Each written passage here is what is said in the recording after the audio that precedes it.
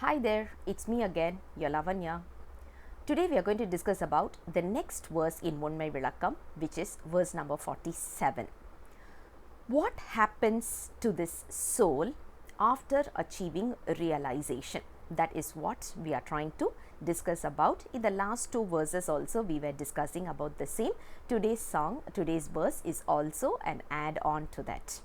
Let's look at the verse first.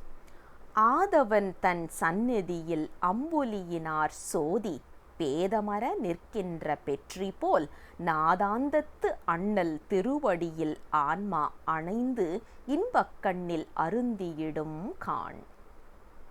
There is an example that is given here because, as I said earlier itself, with the help of analogies we can easily relate or understand the most difficult concepts.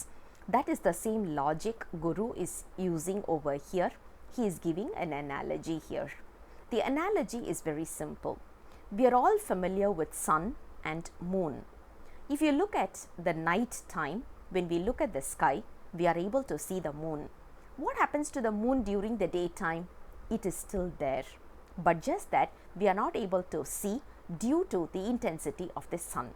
So the sun's rays occupies the entire sky with the brightness, and the moon's brightness is submerged into the sun's brightness.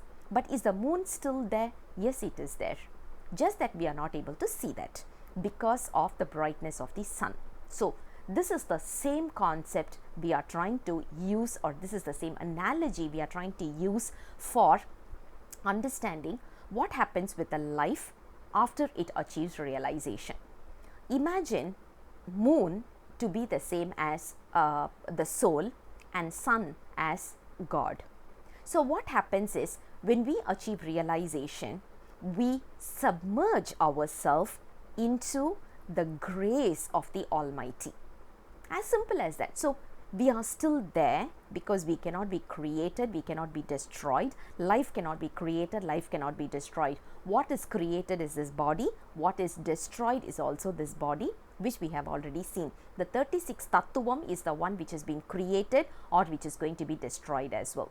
So what happens to the soul is, the soul gets submerges itself into the grace of the Almighty, and that is what today's verse explains to us in a beautiful manner.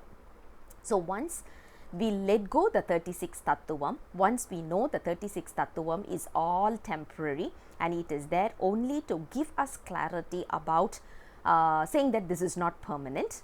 So once we understand that, once we achieve that objective, the 36 tattvam will slowly go away from us. Once the 36 tattvam starts just shedding away from us, what happens to this soul is, it slowly starts reaching the Almighty.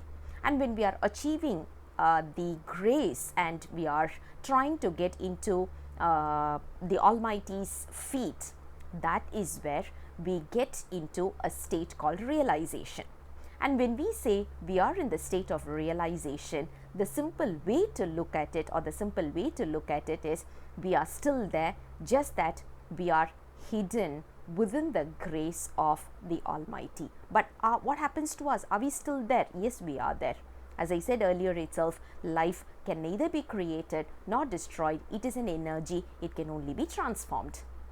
Science has proven that to us today, but these verses were created so many years and centuries back, and you can see how much we had a clarity in this life when you talk about the Tamilian culture.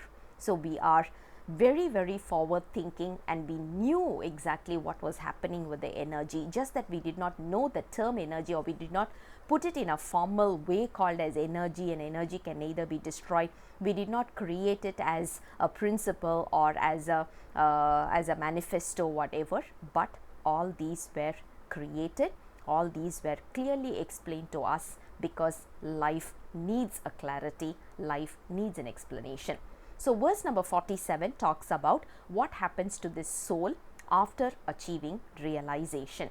As we said earlier, it's not going to be created nor destroyed, but it is going to be submerged in the grace of the Almighty. I'll come back again with the next verse very soon. Until then, bye-bye.